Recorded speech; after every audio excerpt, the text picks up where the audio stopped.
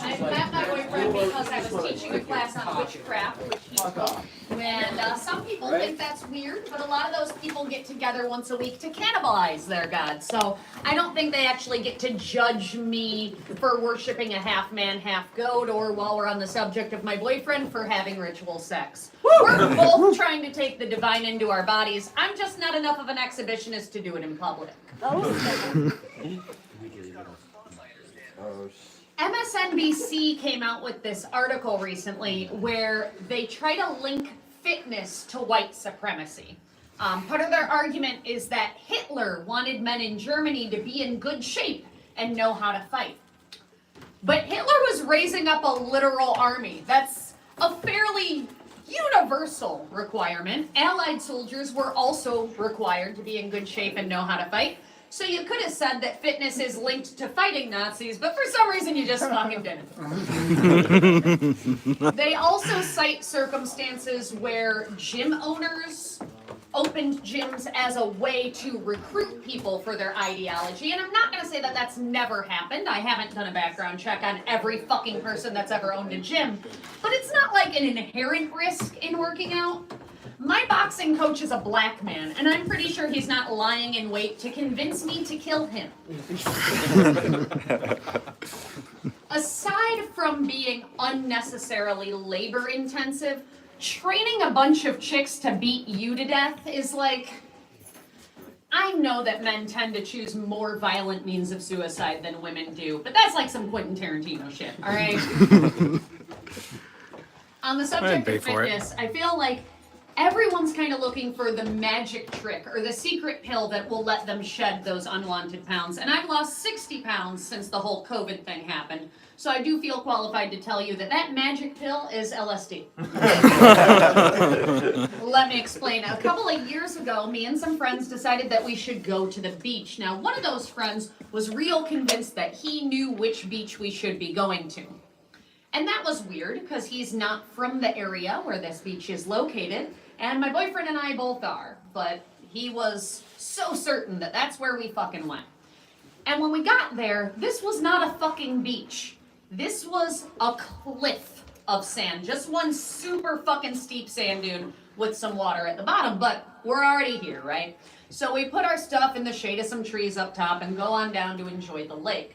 Now, eventually, it was time to go back up, which for my skinny fit friends was a fun, exhilarating climb.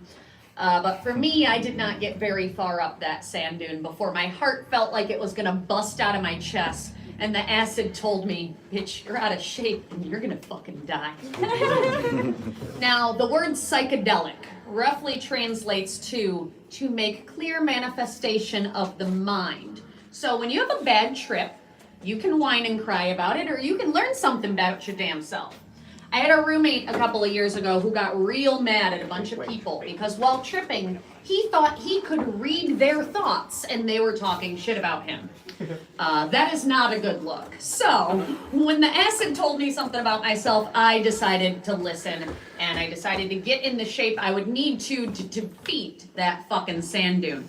Cut to me running 3 miles every day, lifting weights twice a week, counting my calories, monitoring my protein intake, reading all 6 books of Dune, performing this series of rituals with my friends where we ritualistically kill the sandworm, and then I, in the role of the Lady Jessica, changed the water, hence making it consumable to the people and kickstarting the orgy. And after all this training montage shit, I went back. Now, no boss battle is easy, even after a training montage. So on the day that I returned, that sand was about 5 billion fucking degrees. It left blisters on my hands and my feet.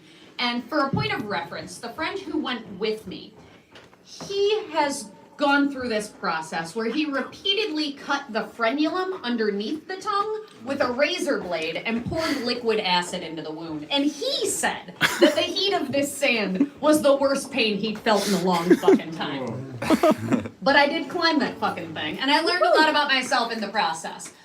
Most notably that I have to buy specifically the moisture wicking leggings, or I will look and feel like I got a spanking without any of the good times. Side note, why do they keep advertising leggings as buttery? I know that they mean soft, just fucking say soft, because buttery is both off-putting texturally speaking and kind of insulting. I know that I'm plus size, but I don't actually require pre-lubed pants. So being a witch can be a little bit of a cultural barrier. A guy came up to me at a party one time and he said, "Hey Ray, have you ever tried hexing?" I thought he was asking me to take care of somebody. Turns out he was offering me drugs. I did not try the drugs that I've never heard of, by the way. If I want to roll the dice on something that could be a great time or could ruin my fucking life, I'll just fuck without a rubber. It's fine. Having children is sort of a catch-22 for women. No matter what decision you make, someone who is not affected by that decision is going to be fucking pissed off about it. George Carlin once said that anyone who drives faster than you is a maniac, and anyone who drives slower than you is an idiot. That could also be anyone who breastfeeds longer than you is a child molester, and anyone who stops before you is utterly negligent. Coming up on 35, I think I'm expected to be concerned about the way that I look, but I'm really not. I got woken up the other day on like 2 hours of sleep, yesterday's makeup smeared across my face, bedhead, and that cop still asked to see my fucking ID, so I know that I look good. You ever accidentally stick your leg in the wet spot after sex, so you just press it up against your partner's leg in hopes that when it dries, you'll be glued together like cum joined twins? Cum joined twins. Well done. Well done. We're like brothers. I feel like things have gotten very weird the last few years socio-politically. I can no longer vote for anyone. It's like my pussy is a Democrat, but my arms are Republicans. And so are my arms.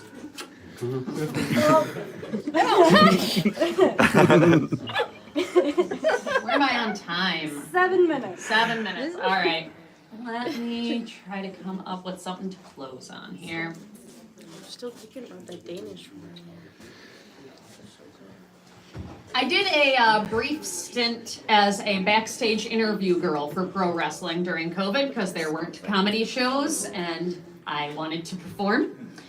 I find that I kind of love one thing about pro wrestling, and that is that in pro wrestling, assholes are proud to be assholes. They'll get up on that stage and be like, "Hey, did you see me fuck over my best friend last week? In case you missed it, here's the recap. You see how I cheated? You see how I lied?" In real life, assholes are more like, "No, I didn't pull up the padding and DDT her onto the concrete when she was supposed to be my best friend. Are you kidding me? She made that up because she's like jealous, okay?" What I'm trying to say here is I prefer fake wrestling over fake people. All right. Thank you all very much for coming out tonight. All right. Give it up. Who's going next? Who's screaming upstairs? Who's Wyatt? Yeah, it was Wyatt. It was a sneeze. Oh no. MC. Hello. Well, that was probably the funniest set of the night. That was Ray Duvernay. Yes. All right. Well, up next we have the incredible, the amazing. We have Baby Boy Wyatt. All right. Hold this for me. Baby boy. My guy. Say what? It's I got it from Lion's Den. It's called Pussy. It's all right. I usually like my women's First time reproductive you'll get organs in Lion with jars instead of cans, That's but it'll have to do. I'm gonna tell a couple non sequiturs here, and here's one about a dog. So my uncle and cousins had a dog. It was a little Pomeranian. He was, you know, one of those crappy ones with little eye stains that look like blood around their eyes. Creepy things. And my uncle would make a bowl of cereal. Like, you know, a porcelain one. He dropped the entire thing onto the poor thing's head. And it felt completely unconscious. And they must have seen that episode of South Park where, like, when you die, you shit yourself all over, because while it was unconscious from getting the bowl dropped on its head and breaking everywhere, it shit itself all over the ground. and they thought that they killed it. But he didn't die. He did die later. He didn't die then. And he was like 17, 18, an old ass, gross. You know, when the dogs are really old, like 17 years old, they start to like emanate death stink. It's gross. Anyway, when he did die, it was like, you know, January, February in the winter. The ground was very hard. They could not put him in the ground. So they had to, you know, put him in a big gallon Ziploc bag and freeze him. So like, you know, every time the kids at the time wanted to get like chicken nuggets or whatever, they had to see, you know, their orange Good Boy in a nice Ziploc. So, you know, Ziploc should put that on their boxes for the gallon bags. We'll fit one small dog in the summer. Spring. So, poor Spike. He's a dick, kind of. But anyway, non sequitur here. You ever heard of the Godspeed House, Morgan? You were there. No, I was never there. No, you weren't there, but you told me. Yeah, you told me the story. Some guy was there. There was a house in the neighborhood, in the Vine neighborhood, I think. And it was called Godspeed House because there were these weird people that had a cult. And they made synthetic meth mixed with DMT. They called it Godspeed. And there was like, yeah, he got addicted to it pretty fast apparently because there's about 15 people living in their basement addicted to this stuff. And they would try to recruit people from like skate parks and things. You know, like, try to get them into their woo-woo magic crap, you know? And, like, bring them up to the top. Yes, magic. Yeah, like, whatever, magic. And they brought them up to their top room and tried to teach them occult things. And some skater boy that I met, I don't remember his name, but he got almost kidnapped. And they brought him to the top room, tried to make him smoke DMT meth, trip and see God and the cult, whatever. He had to escape. He was booking it. He was booking it from the house as you would, as I would. And they sent spies and people to follow him, and he got away on a skateboard. So I went by. Yeah, right. Like, I don't know if this is true. This might be all bullshit. Like, this sounds. Does Godspeed work? It might. Because I mean, it could. You could talk to God. It could. I mean, I went there. I went there to go see if they had any Godspeed to sell me, but unfortunately, there was a big eviction notice on the door. So no drugs there. Oh well. You're selling DMT mixed with meth and you can't pay your fucking rent? How? You know, maybe, I mean, that is a tad illegal to, you know, so they might have got kicked out for that. I don't know. Oh well, another non sequitur here. Here's a you know, not a long form joke, but there was 4 guys at a bar, and they were bragging about how successful their sons are, and one of them went to the bathroom. And so the 3 are talking about their sons or whatever. And the first guy's like, oh, my son's a successful business owner, and he, you know, he's making enough money that he can buy his best friend, like, a car for his birthday. Isn't that cool? And the second guy's like, that's cool, but my son is a successful, like, you know, multi-millionaire who does real estate or something like that, and he is well off enough that he can get his best friend like a yacht, like a boat, for his birthday. And it's like, wow, that's impressive. And the third guy is like, oh, my son's a successful CEO, and he makes enough that he can buy his best friend like an entire house, a nice house for his birthday. And it's like, wow, you sound suspiciously similar. And the fourth guy comes out of the bathroom and it's like, what are you guys talking about? We're talking about our sons and how successful they are and how much money they make, and what about yours? And he's like, well, my son is gay and he works at a strip club. And they kind of wince a little bit and they're like, oh, well, sorry about that. It's like, don't feel bad, because he got a car, a yacht, and a house recently for 3 of his boyfriends. Well, you know. But yeah, I'm openly gay, and like the gay community is like a strange beast. It used to mean something because it was like, you know, back in the day it was like legalize the gay sex, and then it was, after that got legalized, it's like legalize gay marriage. But then after that, you know, it was like, yeah, right? Like yeah, they're kind of directionless. What are they really doing at Pride? You know? I don't know. Who knows what they're really doing? And it's basically a place to go where you can just go up to a dude who you're not attracted to and be like, you fuck dudes in the butt? Like, me too. Like, and that's it. Like, there's not a lot of struggle involved anymore, it seems. You know, so, yeah, I mean, it's like, you don't really want to hook up at Pride or anything, because it's like a parade. Like, you have to bring them home and tell your parents, like, where did you meet your boyfriend? It's like, at a parade? It's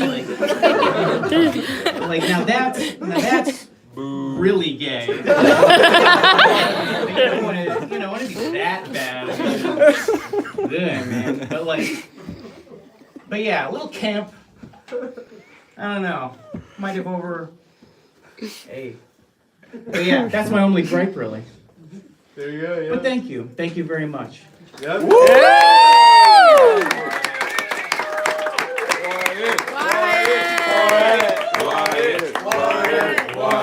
Give it up for baby boy Wyatt. This venue is not homophobic. All right, well, just saying.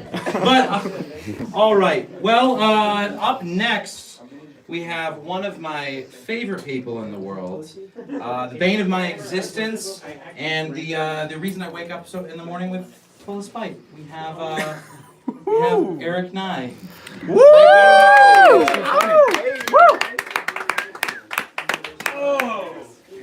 Can I take this off?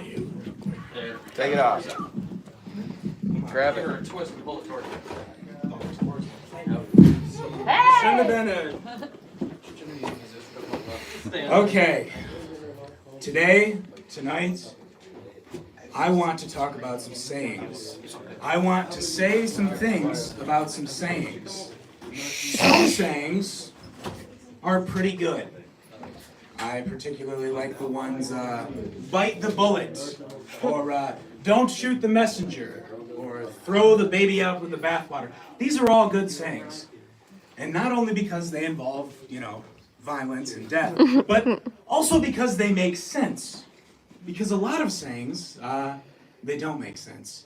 We think they do because we say them so often, but there are a lot of sayings, like, okay, what's the first one? What's the first one that doesn't make any sense? It's darkest just before the dawn. No. No. It's darkest in the middle of the night when the sun is furthest away from us. Right? All right. What about, it takes more muscles to frown than it does to smile? This is also complete bullshit. It only takes 4 muscles to frown, 10 to smile. Everybody better be frowning tonight. More than you are already. All right, how about I slept like a baby? Now, I don't know if you guys have ever paid attention to babies, but they're like the shittiest sleepers in the world. They suck at sleeping, all right? Like they shit in the place that they're supposed to sleep almost every night. They're bad at it. Have you ever just looked at a baby waking up in the middle of the night, just grabbing onto these prison bar fucking things that surround their bed, just screeching like an animal covered in its own shit? Babies are terrible sleepers. It's a dumb saying. You can tell I'm really energetic about that. I hope this is going to be okay with you. It's only going to get worse. Fuck them kids. All right, but okay. Now, in defense of the slept like a baby saying, or idiom, or I don't know the difference between idiom and saying, but there's a idiom. Yeah, language. And okay, but in terms of that saying, I can understand why it originated, because once babies are sleeping, once they've finally passed out, they do seem really peaceful. It's a really deep sleep, So I understand that where the saying is coming from, it's just kind of half wrong. Because when you do, make sure the baby's changed and fed, and you give it, the proper amount of jarring shakes, it does actually fall asleep. It sleeps very, very still. Like the baby, when you look at it, it's really, really still and peaceful.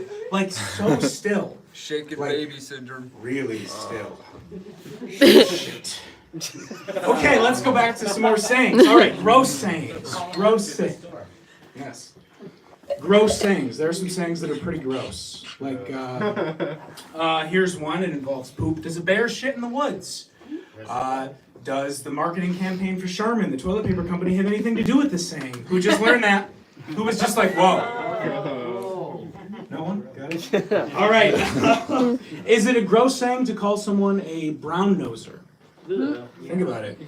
It's a thing that we say. It's a common thing. Like, it's fine. But it alludes to, like, someone being such a kiss ass that they get shit on their nose, which means they're kissing asses that the people don't even bother to wipe. I wouldn't suggest that unless you're into that sort of thing. Speaking of sexual degeneracy, there's another saying that I want to talk about.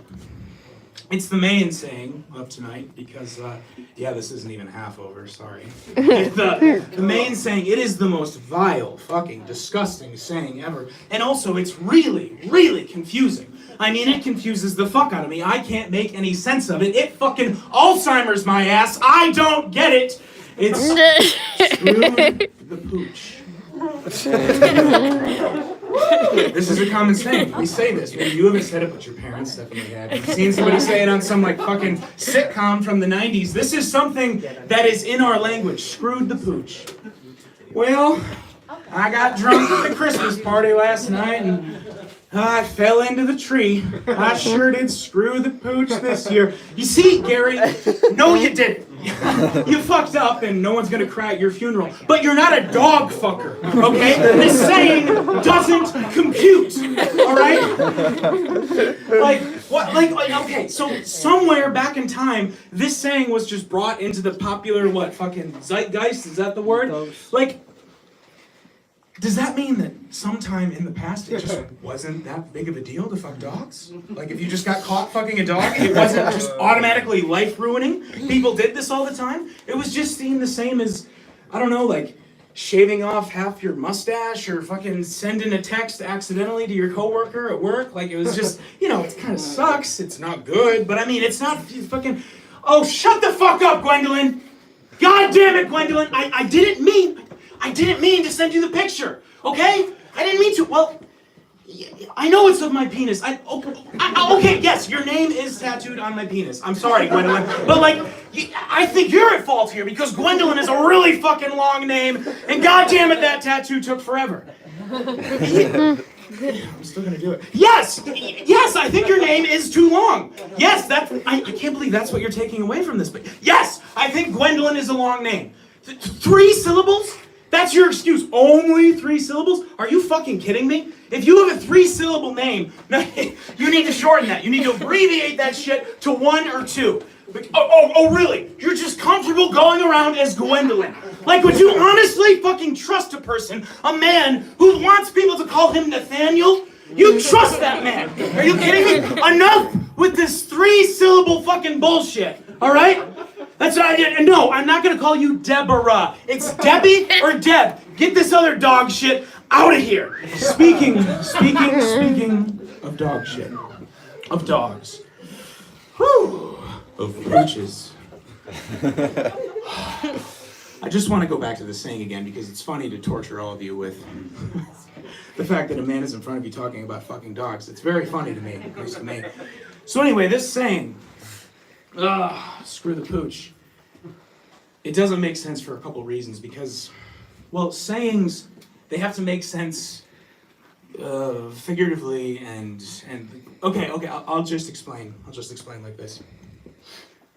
God, I'm out of breath. This is embarrassing. Anyway, the thing about the sayings, if I were to kill 2 homeless people with the same dirty syringe, the syringe that I poisoned, I would be killing 2 birds with 1 stone. We all understand how that figuratively means killing 2 birds with 1 stone. Much like how if I were to throw a rock into a pack of seagulls and it killed 2 of them, I would figuratively also be killing 2 birds with 1 stone, but I would also literally be killing 2 birds with 1 stone. You see, the example of the thing, the action that's being described in the saying also has to literally mean the figurative. It has to figuratively mean the thing, but also literally be it. All right, you all get it. If this comedy show fucking sucked, right? None of you thought this was funny. Jury is still out on that. So if this sucked and I needed to go back to the drawing board, right? I wouldn't literally be going back to a drawing board. I would, my drawing board is Hard Drugs and Loveless Lonely Nights in front of Microsoft Word. But if I were a sketch artist, and I was told by my boss that my design sucked, that I was drawing, and I was told to go back to the drawing board, I would literally be going back to a drawing board because, all right, you get it about the sayings, but screw the pooch. if you're caught fucking a dog, it's not just a blunder, man. Like, screwing the pooch is putting Neosporin on your toothbrush in the morning and doing that. Right? That's screwing the pooch. But if a couple minutes later you run out into the kitchen and you're chasing the fucking chihuahua around the table with a heart on in front of your kids, that's not screwing the pooch. That's not a little blunder. That's jail time. That's worse than jail time. That's something I don't know. I don't know what we should do with those people.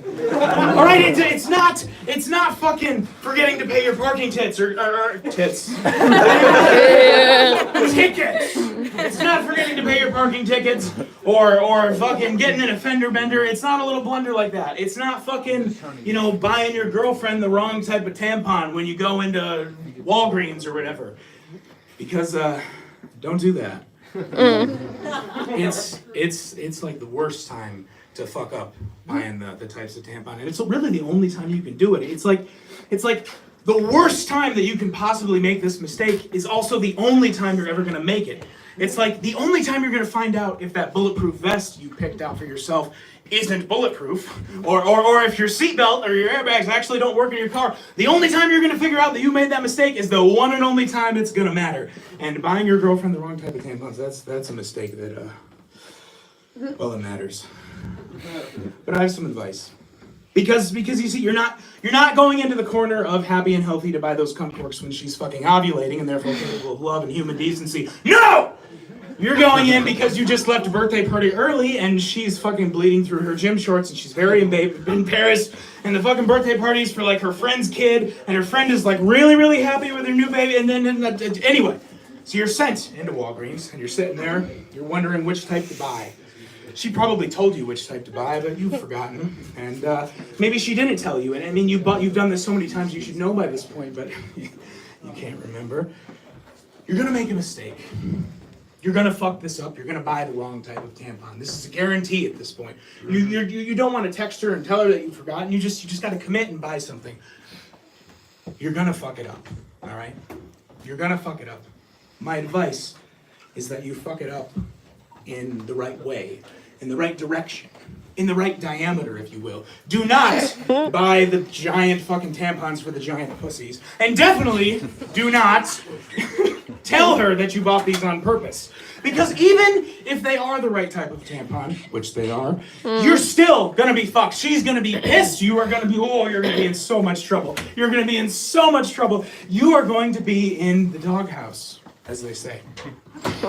Don't worry, I'm not gonna go back to that. It's just, because she's gonna be so mad at you, she may actually kick you out of the house. You may have to stay in that doghouse. It's gonna be fucking cold out. What if it's cold, she kicks you out? I mean, you're gonna actually have to take shelter. Excuse me. You're gonna have to take shelter. Is that the funniest thing I've done? Is that it? Was that it? Is that the funniest thing? Pinnacle right there. Okay, so you're gonna have to stay in this doghouse, right? It's cold out. You don't have any friends that are gonna let you stay with them. You don't have any friends. You're gonna stay in this little doghouse, this tiny little miniature house that your fucking dog sleeps in because your girlfriend has kicked you out. But, that's okay, isn't it? Because your best friend's in there with you. Your best friend's in there with you, your buddy's with you. And he's really warm. He's really loving. He's licking your face. He's making you feel good, right? Everyone loves sleeping next to their dog, right? I don't know why you guys are being so weird. Where could I possibly be going with this? I'm just talking about snuggling with your dog. Okay, well, then it hits you. You realize that the spot that you were supposed to be getting in tonight has been replaced by a fucking cola can cork, a cardboard. Man, imagine if I would have nailed that, huh? Yeah. You can't get laid, that's what I'm saying. You can't get in your girlfriend's pussy because she's kicked you out, and you have urges. And that dog down there, I mean...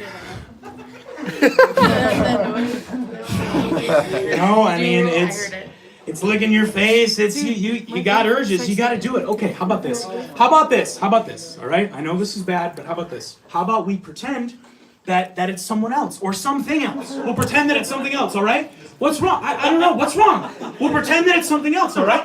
Because it can remind you of, there's some features on the dog that may remind you of past lovers. Like for instance, the blonde fur on your dog may remind you of that blonde hair on the pug that you fucked that had blonde hair, right? we can imagine. All right. The point of this is that you made a mistake. You fucked up. You messed with your girlfriend. You pissed her off, and she put you in the doghouse. You made a mistake. She put you in the doghouse, and now you're gonna have to screw the pooch. You made a mistake. And now you're gonna have to screw the pooch. Did we just decipher the same? Did we all learn something together? I don't know if we did or not. I mean, we can all pretend that we did. I think we learned something together, and well, I can't think of another way to bring up dog fucking to make all of you uncomfortable, so I guess I'll end it there. Wait, I have one more thing. Since I have this crowd in front of me, I want to show my business. I want to talk about what I do. Sorry, my business is it's good deals. Okay, I'm a dog sitter. My prices are really cheap, and if they have worms, I'll pay you. Give it the fuck up for Eric! Love my life, changed my existence. All right, it would be really embarrassing if you knew how much he tried on that. Like, I've gotten like multiple recordings of that. He's performed it in my living room. Please give him another round of applause. Fantastic. Mostly I'm just embarrassed because this is my event, and I decided to not do anything at all for 2.5 weeks. Did not prepare a single thing. This morning, I actually moved it like a car out of an old garage, and I was pushing it up, and the person whose house it was at was in Europe. They're not around. And the person who's supposed to tow this car is coming in about an hour. There is no one in town that knows that I'm there. And I have a show tonight, and I'm pushing this car by myself with a flat tire up this thing, and I fall. And the tire starts coming towards my head. And in that moment, I accept, all right, this is when I die. This is the day that I die. So no one's laughing. This is just kind of dark now. So, that was facing my own mortality was fucking fantastic. That was great. This would be a good night to go out on. All right, up next we have... Morgan? No. Morgan? Yeah. Woo! Yeah? Yeah? Morgan! You have like 1 or 2 jokes. You signed up. Oh, I did not sign up. At least she's funny looking. Here's Morgan. Hey! Yes! I don't... You told me, tell me the one you told me. What did I tell you? Oh. You know. Knock, knock. Who's there? P. P who? P-U. You guys stink. If you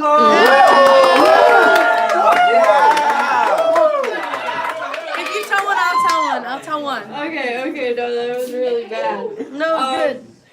I don't know, I'm just funny on a whim, you know, you gotta put me in a situation. This, I could tell you guys a funny story. Yeah. Tell the story about why. I'm just kidding. No. Okay, so has anybody ever had a really bad roommate? A really ridiculously bad roommate ever? Yeah. Yes. Thank you for those who lived with me at that time. Yes. So we lived with this guy. I'm not gonna name names. He went by many names. Dr. Pizza, Scorpion Killer, ridiculous guy. So there was this incident that happened that we all. So there was Shit Cabinet and Shit Creek. Oh, you want to hear Shit Creek? Okay, so Shit Creek. So this dude, one of his friends, I'm not gonna out them, clogged our toilet, and so bad roommate, used the downstairs bathroom. Everybody else used the upstairs bathroom. So one of his friends, clogged the toilet, and we said, it's your responsibility to take care of that. And he didn't take care of it for 2 weeks, and it started smelling real rancid, and it was really bad. And then he like flushed the toilet one day to take care of it, and then like just let it overflow into the kitchen and down into the basement, and it was really bad. Oh. Are we supposed to laugh? Poop is gross. Oh, poop is so funny. Ew. Oh, and then one time he flooded the kitchen again because, so he got like really drunk, and then everybody woke up in the morning and the kitchen sink was broken, spraying out water, and it was like all flooded everywhere.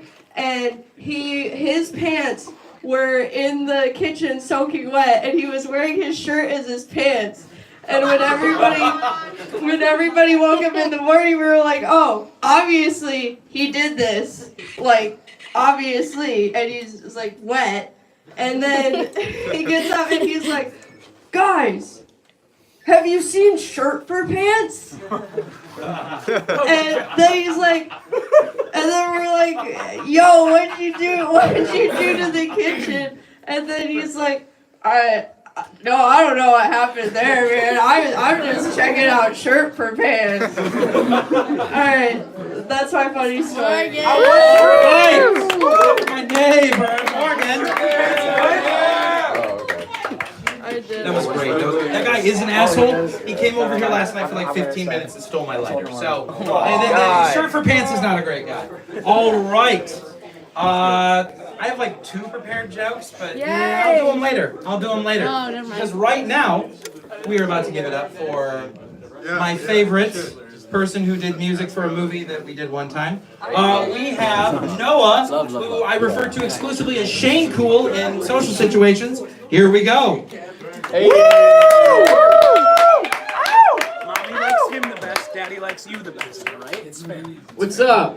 I know a lot of you know me, but I'll introduce myself anyway. My name is Noah Murphy Shane Cool. Yeah. So I got an Irish middle name and a Middle Eastern last name. I'm really what happens when cultures collide. I'm kind of the melting pot, like the American dream. I got this concoction of a name because I got a white mom and a brown dad, you know?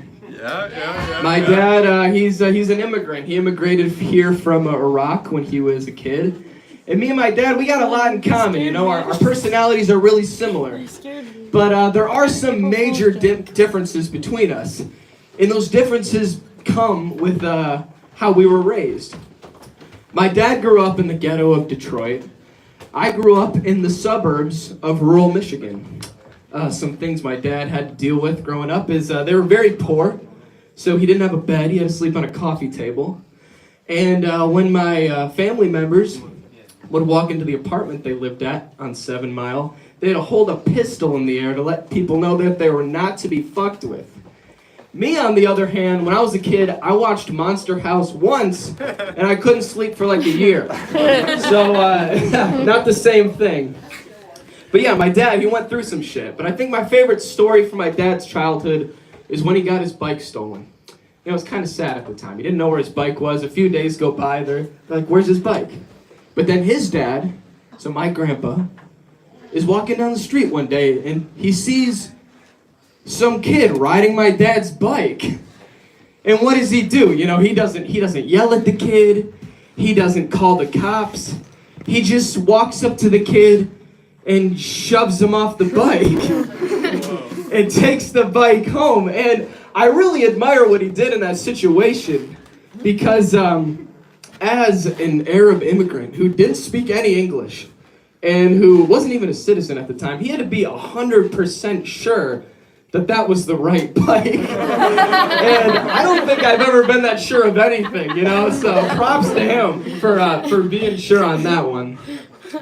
So like I said, I got a white mom and a brown dad, and that's really weird when you're growing up because those are 2 completely different parenting styles. My mom is this white suburban wine mom. She's really overprotective. She wants to know every little detail about my life. I'll say something like, yeah, I went onto campus the other day, met with my advisor, scheduled classes for next semester. And she'll be like, were you scared? My dad, on the other hand, he doesn't really care about my feelings, right? He doesn't care if I'm scared or not. He's the cold immigrant father. One time when I was a kid, we had these toys. They were like these stuffed plush ferrets, and my little sisters were scared of them for some reason. So I was showing them to them, and I was scaring them. They're like, no, please stop, we're scared. And I'm like, I'm not gonna stop, I'm an asshole. This is funny. And my dad saw what I was doing, and he was pissed, right? So he picks me up by my ankles upside down, and he hangs me over the balcony that overlooks our living room from the second story. I'm hanging there upside down, and he's like, oh, you like scaring your sisters? How do you like being scared now? And I'm upside down like, no, I'll never do it again. Please put me down. And I'm crying, and my tears are falling from the second story and splashing to the ground on the first. And when I think of that moment, I was wondering, like, what would have happened if my mom would have walked in and saw that going on upstairs? I don't think she would have liked that. But I grew up in the suburbs of rural Michigan. Bay City, Michigan, to be exact. That place kind of sucks, you know. Not much going on. The school I went to, predominantly white. I was like the only Arab kid. When you're the only Arab at a predominantly white school, dating's gonna be weird. You're not gonna be everybody's cup of tea. But luckily for me, I found a girl who fetishized me for my race. You know? Every brown guy's dream. She was like, oh, I just love Middle Eastern guys. Oh, Rami Malek makes me wet.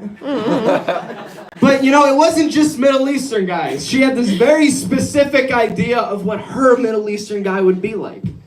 And this isn't just something she would tell me. She would say this to anybody if the topic came up. She'd be like, yeah, my taste in guys is methnic. Meaning guys who are ethnic and look like they do meth. You can't make this shit up, right? And so after I heard that a few times, it got me thinking. I was like, am I methnic? So I asked her, I was like, do I look like I do meth to you? And she was like, no, but you look like you smoke weed. So not only am I being fetishized for my race, but I can't even live up to her ideal Middle Eastern man, right? And I think that prompted her to ask me to prom our junior year, 2016, by holding up a sign in class that said, prom, ? Before Trump deports you. So yeah, she's pretty libtarded. But yeah, dating was weird, and dating was especially weird before I even got my first girlfriend, sophomore year. Before I started dating a girl, it was weird because everyone thought I was gay. And I didn't like that because they just assumed that of me. I wasn't going around doing gay stuff. They just assumed.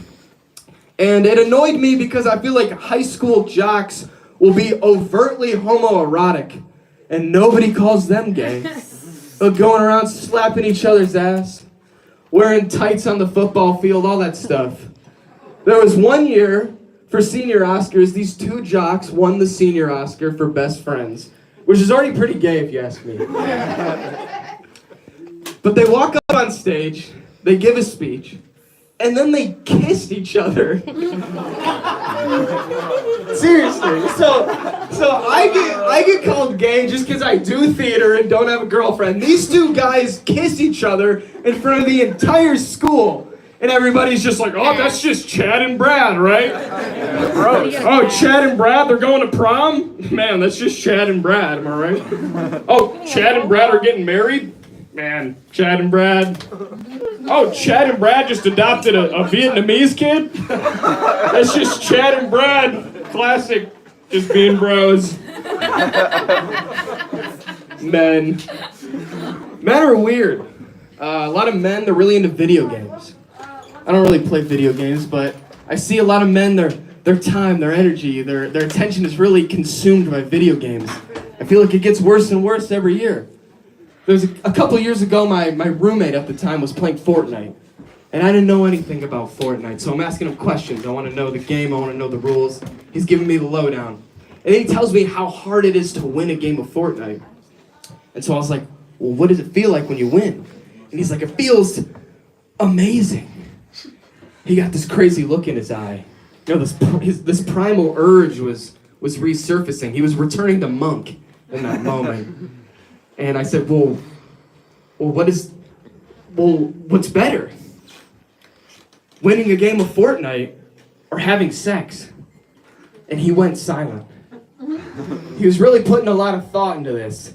And then, without looking up from the TV, he said, winning a game of Fortnite. So if a video game can take precedence over a college male's sex drive, I think we should all be really scared for the future of humanity. That's pretty fucked up, right? Because sex is crazy, right? Sex is crazy. But you know what's even crazier? Is when you cream pie. Cream pie is insane, right? So crazy, bro. Yeah. So raise your hand if you've ever given or received a cream pie. Come on. Yeah. At the same Come time. on. All right, now. At the same time. No, I'm just saying in your life. Now keep your hand up if you given or received a cream pie and you didn't feel any anxiety afterwards. All of your hands should be down.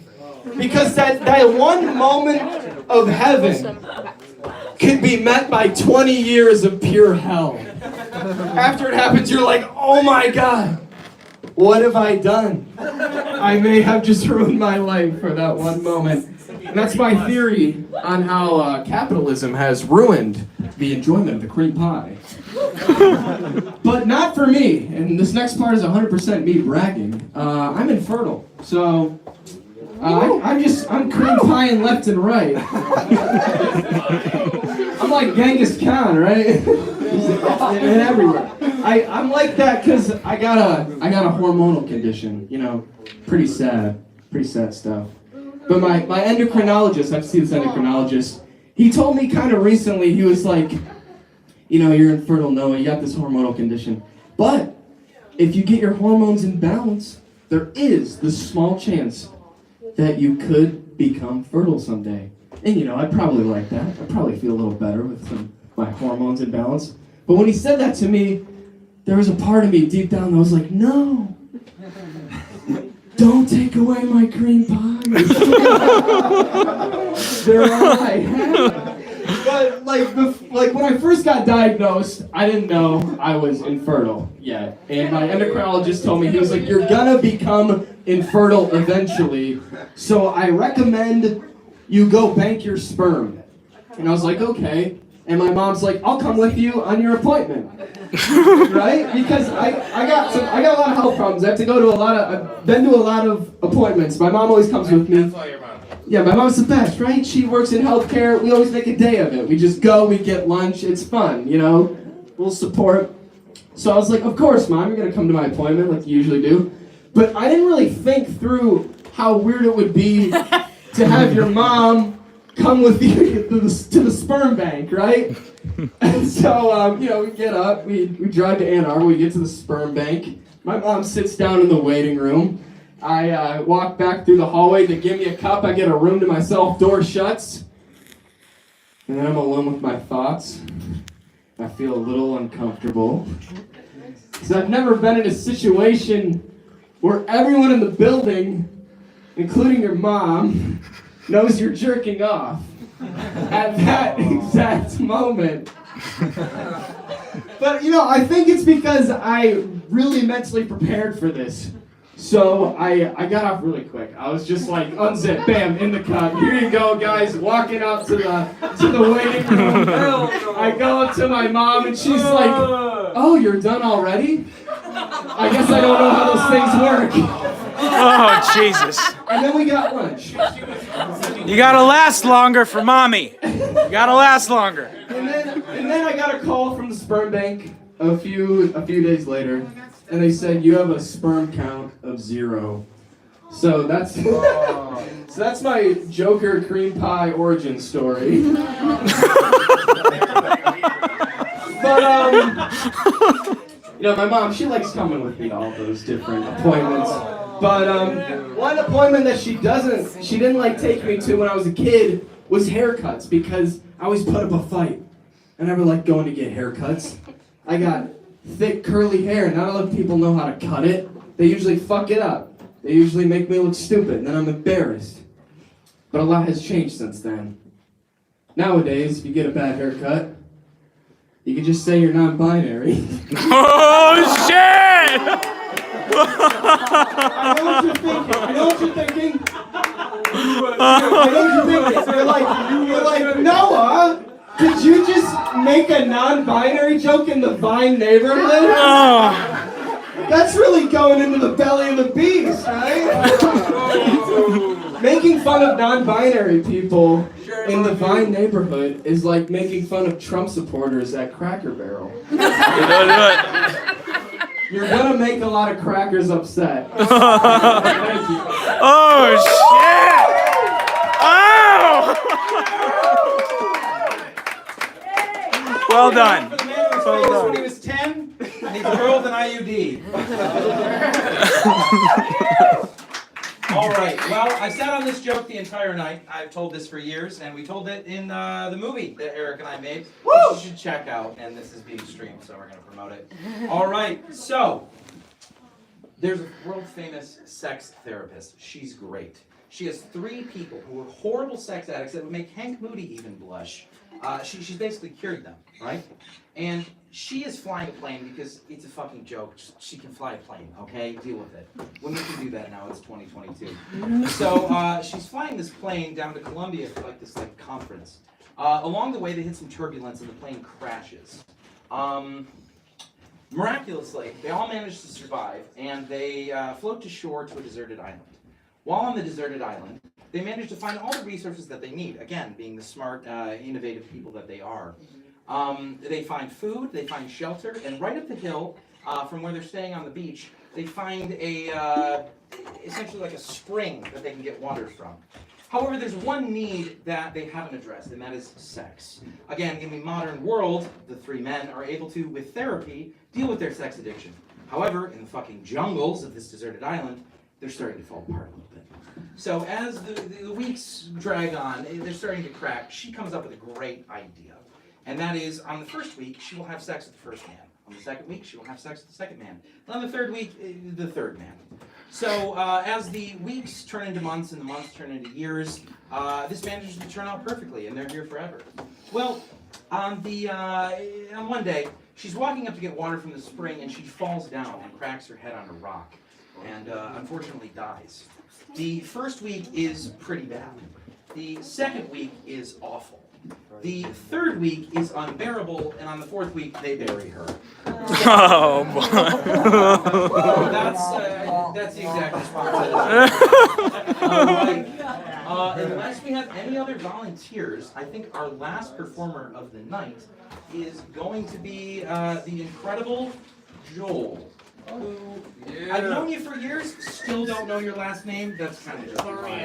All right, here we go. I gotta get my drink. I gotta get my drink. If you guys didn't know, my Facebook name is anonymized for my protection. It's Cortel King. Try and figure out my real name looking at it. I filtered it off of there because I might try to get a real job someday. Anyways, so I've got this new kind of pornography I've been a little bit interested in. It's kind of racy, kind of inappropriate, I guess. Some people think, but it involves pregnant girls, or they're not necessarily pregnant yet, but they're flirting with the idea of it a little bit. I mean, actually, I'm just gonna come out and say it's cream pie porn. Hey. That's a reference. On a different note, because I was glad the other guy set me up a bit for that. But yeah, so been trying to quit drinking, and I came out here. I have a fucking whole bag full of booze tonight. But I was like drinking to chill myself out a little bit, and it's a dumb idea because I didn't realize it just took a lot longer for me to get up here. But that's a bummer, and that's not funny at all, or whatever. But anyways, I'm getting around to so I'm trying to talk to this new girl, and we're not quite anywhere yet with that, But all right, so yeah, like I said, too much booze. fucking, we're not quite there yet, but like she has kids, so it's really messing with my joke game a lot because we both think we're funny people, and I'm really into the like, oh my god, stepbro category of joke and stuff like that. And she's got like 2 daughters, so it doesn't play well, you know. But you know, actually, my ex-girlfriend was just like texting me and calling me a bunch the other day, and like that's a whole toxic thing that I got over. But you ever know when you're dating somebody and you decided it was over way before they decided it was over? Like this one time we went out to dinner, and you know, I thought we were going to Pho on the Block, if you guys remember when that place was cool. Yeah. But we went too late. It was closed. We went to some like white trash bar right behind it, and there was people's like weddings ceremony or something there. She was like a pig and shit. I was not having it. We went to OP. While we're at dinner, she just like starts crying, and was like, "You don't love me." All that shit. We were supposed to go across the road. Actually, we did. To go see Joker movie. You know, I took all my food to go, but you know, cause I'm an asshole too. But like, you know, I was like, yeah, we're going over there. You don't realize it's a long walk. It's a long. There's no cabs right now, whatever. So we went in there. She fell asleep, and slept through the whole movie. I'm so glad because she was a psycho kind of, and like if that was a movie you don't want your psycho girlfriend to watch because you're afraid the next day or whatever. Anyways, we go back home. We got a cab out of there. She woke up right at the end of the movie. Perfect timing. Got a cab out of there. Go back to my place. I'm just trying to make the most out of what I thought was pretty much my last date with this person ever. So we get right to bed and stuff. You know, she actually took a shit right before she like asked me to eat her out or whatever. And I'm like, so, you know, but like I was like, what? I was like, I'm drunk too, so we got down and dirty, and God. and then I just remember like, you know, we had a good one. It wasn't great, but it was good for me. It was good for her. Whatever. It was bad. So I woke up in the middle of the night and I just found this thing. You guys ever had a pet rabbit or something like that or whatever? It was like a little. Looked like an M&M with like a peanut M&M with the shell wore off of it or something. And it was a turd, man. And I picked it up and I was like, you know, and I got it. This is a turd. And I fucking woke her up because you're never gonna get to do this ever in your life, probably, guys. But, you know, she shit the bed, and I was already planning on breaking up with her anyway, so I like shamed her about it a good bit. And, you know, and it was that whole weekend was one of those things like where you're like, I don't know, the more she wanted me, the less I wanted her. I don't know, it was bad, but that was like the story of I fucked the shit out of her though. That's good for something. And I don't know. So yeah, I got poop stories, but let's just tell all poop stories. So let me go back to my notes over here. Okay, so I love all these kinds of clothes that are really in vogue right now, and you buy a pair of these shoes, and they give another one to a homeless person. That's always great because that's what I want when I get some new shoes, is to like bump into a homeless guy wearing the exact same shit. Yeah. If you guys didn't notice, actually, we have the 2 seasons in Kalamazoo. We have winter and homeless people. That's why I brought I have a Bluetooth speaker in my backpack. See, some of you guys can blend in by just like looking like them or whatever, but I want to be the coolest homeless dude that they respect, you know? So like, they're like, mad respect, dog. I ain't fucking trying to bum no smokes off of you. I'm like, yeah, dude, you got any meth? Let's see.